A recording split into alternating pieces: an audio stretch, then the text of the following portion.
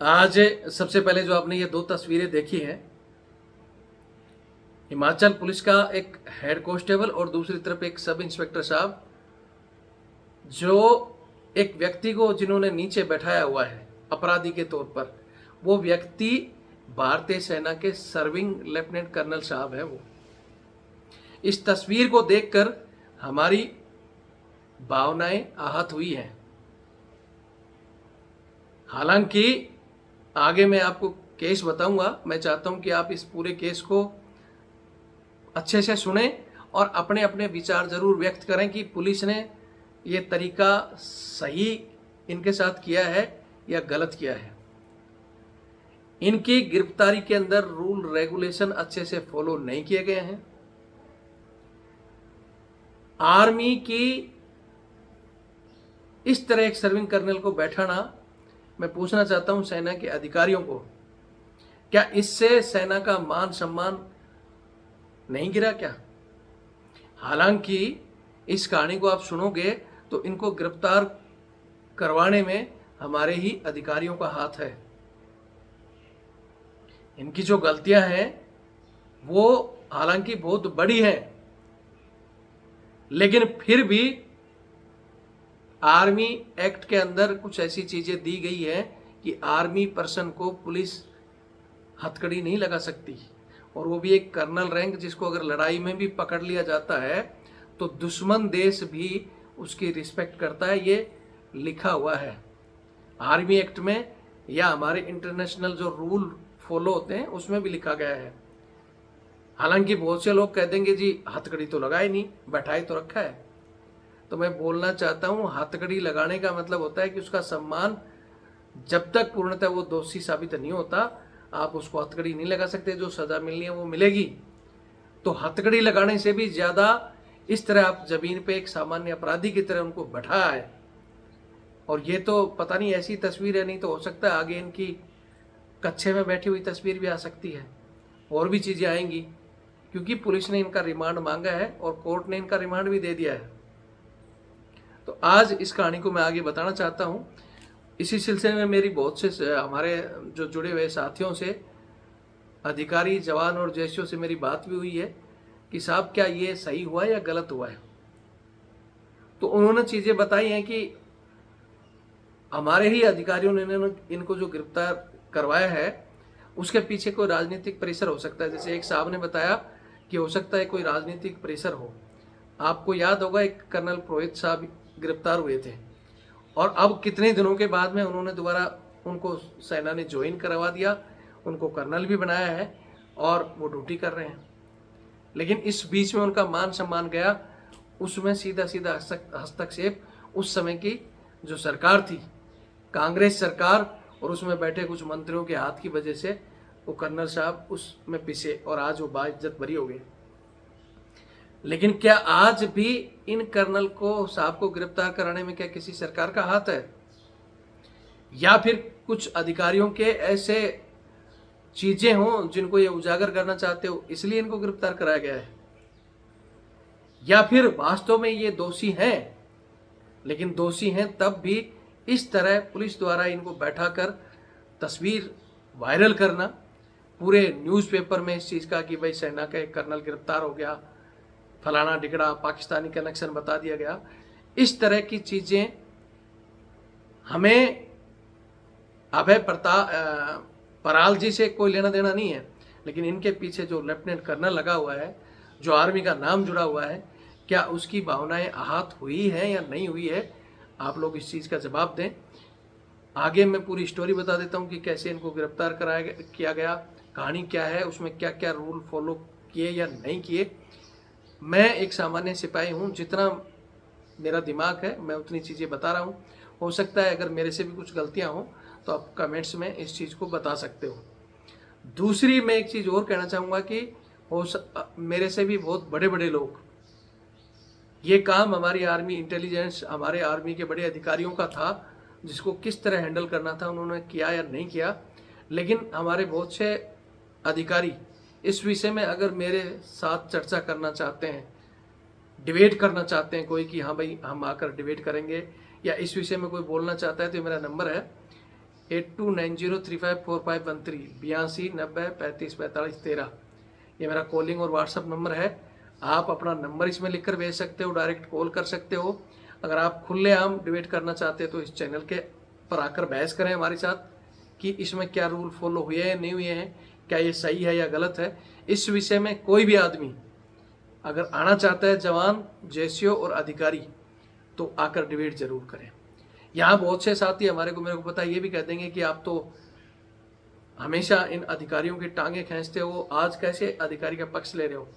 मैं एक चीज कहना चाहता हूं कि मेरी लड़ाई है हमारी सेना के सम्मान की।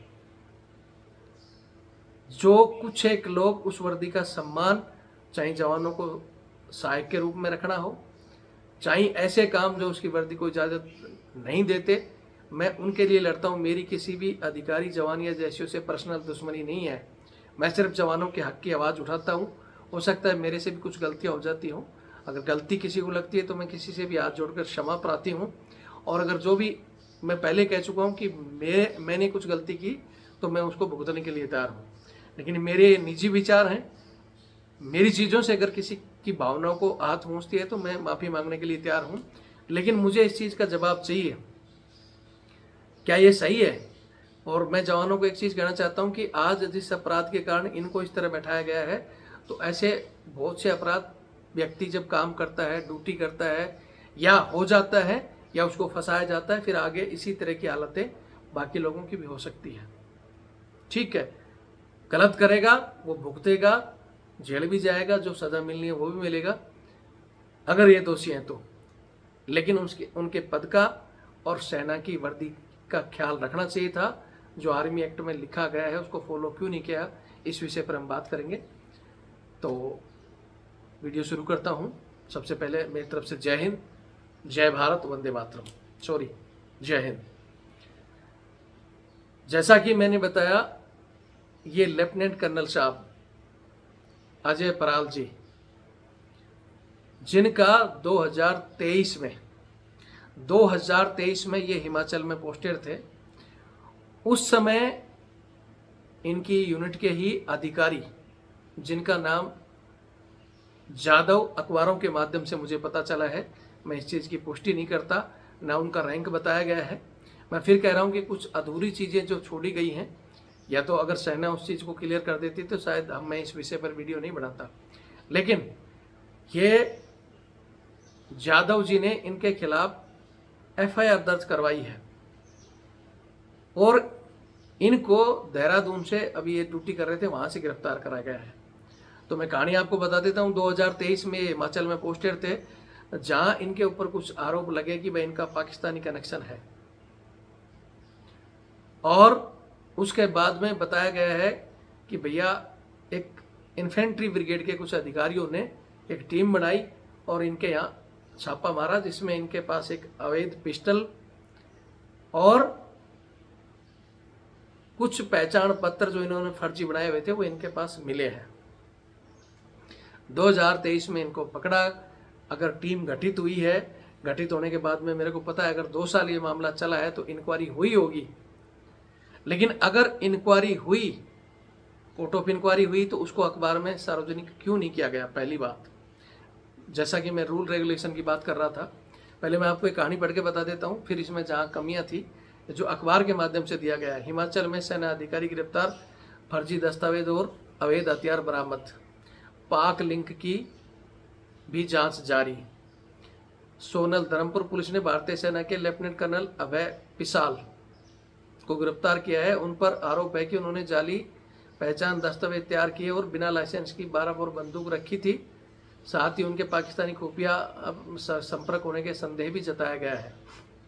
जानकारी के अनुसार दिनांक 6 जुलाई को जादव निवासी लातूर महाराष्ट्र के ही कोई सैन्य अधिकारी हैं, इन्होंने पुलिस थाना डसगई के पुलिस थाना धर्मपुर में शिकायत दर्ज करवाई। शिकायत में कहा गया कि अभय पिसाल ने अपनी तस्वीर के साथ ताहिर मुश्ताक के नाम पर ड्राइविंग लाइसेंस, राशन कार्ड और आधार कार्ड, पैन कार्ड और शस्त्र बल पहचान पत्र तैयार किए हैं। इसके अलावा इनके पास बिना लाइसेंस की 12 बोर की बंदूक थी। उसके बाद मुख्यालय इन्फेंट्री ब्रिगेड के आदेश पर अधिकारियों की एक बोर्ड ने आरोपी की डिजिटल कलावर्तियां और हथियार जब्त किए। जांच में पाया गया कि अभय पिसाल ने एक ही नंबर के दस्तावेज को अलग अलग नामों से अभय पिसाल, अभय, विजय सिंह और ताहिर मुश्ताक के तरह बनाए थे। मतलब 3 तरह के इन्होंने दस्तावेज बनाए थे।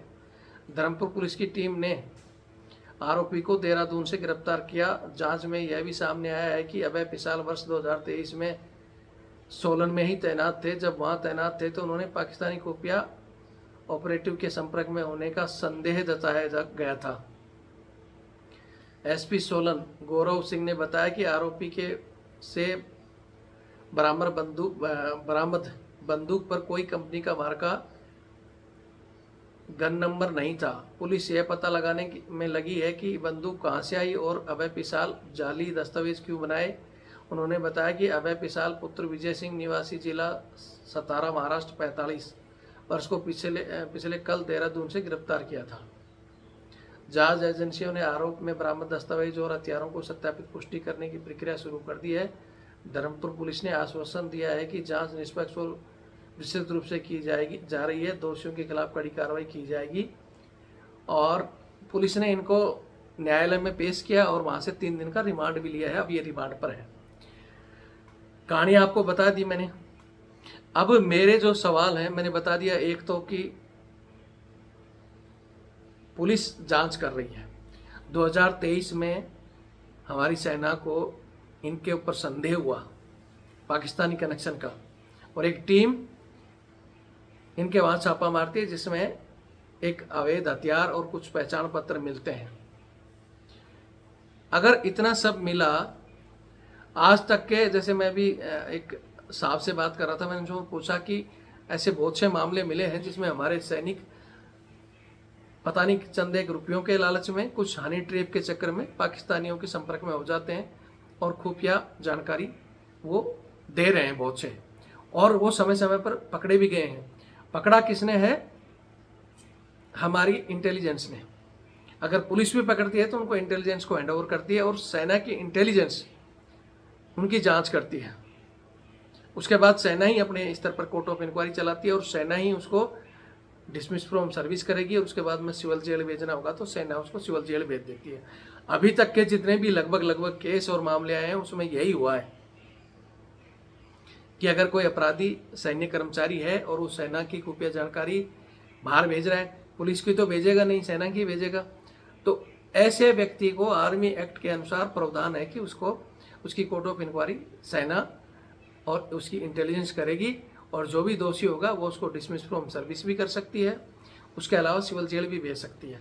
तो अगर ये दोषी थे, हमारी इंटेलिजेंस ने इनपुट हासिल किए थे, तो सीधा सीधा इनको डिसमिस फ्रॉम सर्विस कर सिविल जेल भेज देते तरीके के अनुसार। लेकिन ये 2 साल रखना, इंटेलिजेंस ने कोई प्रूफ करना या नहीं करना, अगर किया था तो अखबार में क्यों नहीं आया? कोर्ट ऑफ इंक्वायरी अगर हुई थी तो जैसे अभी कुछ दिन पहले एक और आया था, एक कर्नल साहब के ऊपर बैठा था, आपने देखा होगा, जो सप्लाई में कुछ तेल का मामला 2019 का, जिसमें सेना की कोर्ट ऑफ इंक्वायरी पूरी हुई और पूरी होने के बाद में उनको डिसमिस फ्रॉम सर्विस किया, और वो अभी AFT और हाई कोर्ट में चक्कर काट रहे हैं अपने न्याय के लिए। तो वो एक तरीका था जो सेना करती है। लेकिन इसमें यहाँ तरीके क्यों नहीं अपनाए गए? 2 साल जांच के बाद में आपने वो चीज़ें, कोर्ट ऑफ इंक्वायरी या कोर्ट ऑफ इंक्वायरी का रिजल्ट, और सीधा इनको जेल क्यों नहीं भेजा? किस एंगल में सेना के इनके ही अधिकारी ने इनके खिलाफ उसमें हिमाचल पुलिस में शिकायत दर्ज की? पहला सवाल ये। आप FIR करवा रहे हो, मतलब आज सीधा सीधा कहें तो क्या हमारी आर्मी इंटेलिजेंस इतनी फेलियर है कि हिमाचल पुलिस उससे बहुत ज़्यादा आगे है कि वो उसकी जांच करेगी? पहला सवाल। दूसरा सवाल कि जब आपके अंडर में है, आप कुछ नहीं कर पा रहे हो, तो जहाँ ये पोस्टेड है देहरादून, अगर ऐसा ही कुछ था तो देहरादून पुलिस के पास इनकी रिपोर्ट जानी चाहिए थी। आज हिमाचल पुलिस में कैसे गई इनकी रिपोर्ट?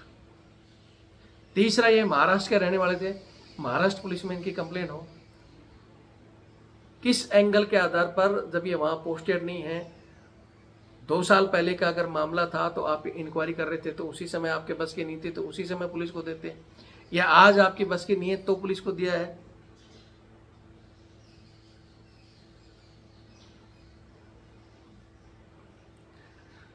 ये चीजें कहीं ना कहीं एक शक के दायरे पर हैं। इस चीज का खुलासा हो और ऐसे बड़े लेवल के केस को अगर आपको लगता ही है कि देश के लिए बहुत बड़ी घातक चीजें हैं तो हैंड ओवर करना चाहिए था सीबीआई को। क्योंकि पुलिस एसपी को पास ये शिकायत लिखाने गए, हालांकि उन्होंने पूछा क्या बात है, लेकिन उनके कहने पर उन्होंने पुलिस ने एफआईआर दर्ज कर ली। मैं फिर कहना चाहता हूं कि अगर सेना की इंटेलिजेंस 2 साल में इनपुट नहीं ले पाई थी तो मुझे नहीं लगता कि पुलिस इनका कुछ इनपुट निकाल देगी। इतना ही बड़ा केस था तो सीबीआई के हैंड ओवर करना चाहिए था। दूसरा आपने कर दिया, वो हो गया, पुलिस को दिया, तो पुलिस ने इस तरह जब आप जांच ही शुरू कर रहे हो, आपके पास एफआईआर ही हुई है, आपको सिर्फ बताया गया है, एक इतने बड़े पद पर बैठे अधिकारी, शायद ऐसे मामले अवैध हथियार के बहुत से आए हैं, बहुत से छोटे अपराधियों को आप तुरंत वो तस्वीरें जारी कर देते हो, लेकिन आप हिंदुस्तान में नज़र फैलाकर देखोगे तो ऐसे केस बहुत बड़े अधिकारी, नेता और इनके पता नहीं कितने केस आपको मिलेंगे। नेताओं के ऊपर बलात्कार, हत्या, अवैध हथियार, इस तरह के कितने केस जारी हैं, लेकिन हिंदुस्तान में एक भी तस्वीर दिखा दो जिसमें किसी भी पुलिस की, इंडिया की किसी भी पुलिस की इतनी हिम्मत हो कि इस तरह उसको बैठाकर और उसकी तस्वीर जारी कर दे, बड़े किसी पुलिस के अधिकारी की या किसी नेता की। अगर आप उनकी नहीं कर सकते तो आज सेना की छवि को धूमिल करते हुए ये तस्वीर कैसे पेपर में जारी कर दी? इस चीज का हमें जवाब चाहिए। क्या इससे सेना की भावनाएं आहत नहीं होती? क्या रविंद्र फौजी सिर्फ सहायकों की बात करता है तो ही सेना की भावनाएं आहत होती हैं? तभी बोलते हो आप सेना के खिलाफ चीजें हैं। आज किसी को नहीं दिखाई दे रहा है। मैं चाहता हूं इस चीज का जवाब दें। बाकी जो हमारे साथी हैं देखने वाले, एक बार मैं फिर कहूंगा कि मैंने बता दिया कि इसके पीछे कहीं और ही कुछ कहानी आएंगी। जैसे उस समय सरकार ने पता नहीं कौन से दबाव में किसमें वो लेफ्टिनेंट कर्नल पुरोहित को दोषी साबित कर दिया था, लेकिन कम से कम उसमें सीबीआई पता नहीं कौन कौन सी जांच हुई और लास्ट में उनको क्लीन चिट मिल गई। लेकिन आज इनके ऊपर इनको क्यों नहीं, इनका भी तो अधिकार है अदालत में जाने का। इनके परिवार से भी कहना चाहता हूँ कि इनका कोई परिवार से है तो वो एक हमारे नंबर से संपर्क करें, हम उनसे भी जानकारी हासिल करेंगे। हालांकि मैं फिर कह रहा हूँ, वो साहब वहाँ नीचे मुंडी कर बैठे हैं, तो हो सकता है वो दोषी हों, और दोषी हों तो तरीके से उनको पनिशमेंट दिया जाए। आपके कितने ही नेता हजारों करोड़ों का घपला करके कितने ही पाकिस्तान की खुफिया एजेंसियों से पकड़े गए, उनको क्या करते हो? वही आप पनिशमेंट देते हो, वीआईपी जेल में बैठे रहते हैं, और यहाँ आप ड्रामा बना रहे हो। तो इसके पीछे भी क्या कोई राजनीतिक है? क्या इन्होंने कुछ सरकार के खिलाफ बोला या कुछ ऐसी चीज़ें करने चाहते थे? हो सकता है ये ड्रामा जो दिखाया जा रहा है इनको फंसाया गया हो। इनका अगर ऐसा था तो खुद का कोई स्टेटमेंट जारी होना चाहिए था, या फिर आर्मी को अगर कोर्ट ऑफ इंक्वायरी 2 साल हुई है और 2 साल में दोषी थे तो सीधा इनको डिसमिस फ्रॉम सर्विस और सिविल जेल होना चाहिए था। ये ड्रामा क्यों? मेरे मतलब दिल और दिमाग में सवाल थे। बाकी आप लोगों को मैं फिर कहूँगा कि आप लोग अपने सवाल जवाब दें, और इस विषय में अगर आपको डिस्कस करना चाहें तो मेरा नंबर मैंने दे दिया, डिस्कस करें। बाकी मैं फिर कह रहा हूँ, मैंने बता दिया कि प्रॉपर रूल नहीं फॉलो होना, राजनीतिक दबाव और आर्मी का मान सम्मान, ये सारी चीज़ें इसमें हमें हमारे एंगल से लग रहा है कि ये गलत हुआ है। अब आप अपने विचारधारा करके आप सबके एक बार कमेंट्स पढ़ के फिर इस विषय में शाम को या कल सुबह कोई ठोस चीज़ें आती हैं तो बात करेंगे। और बाकी जो हमारे जुड़े हुए अधिकारी जवान जैसे उनसे भी मैं चर्चा कर ही रहा हूँ कि यह सही हुआ या गलत हुआ, या बाकी बहुत से हमारे रिटायर्ड अधिकारीगण हैं जो ट्विटर पर और ऐसे हर चीज़ों में आवाज़ उठाते हैं। मैं चाहता हूँ इनके खिलाफ भी आवाज़ उठाएं, इनके पक्ष में। अगर ये दोषी हैं पनिशमेंट मिलना चाहिए, लेकिन जो तरीका अपनाया गया है वो सरासर गलत है। उस तरीके के ऊपर सवाल ज़रूर उठाएं। किसी के ऊपर भी इस तरह ड्रामा करके इस तरह, तो फिर किस एंगल से हुआ है, क्या हुआ है, इसकी जांच जरूर होनी चाहिए। सीबीआई के पास ये केस जाना चाहिए। बाकी आप सबके क्या विचार हैं जैसा भी होगा उस विषय पर बात करेंगे। जय हिंद, जय भारत, वंदे मातरम।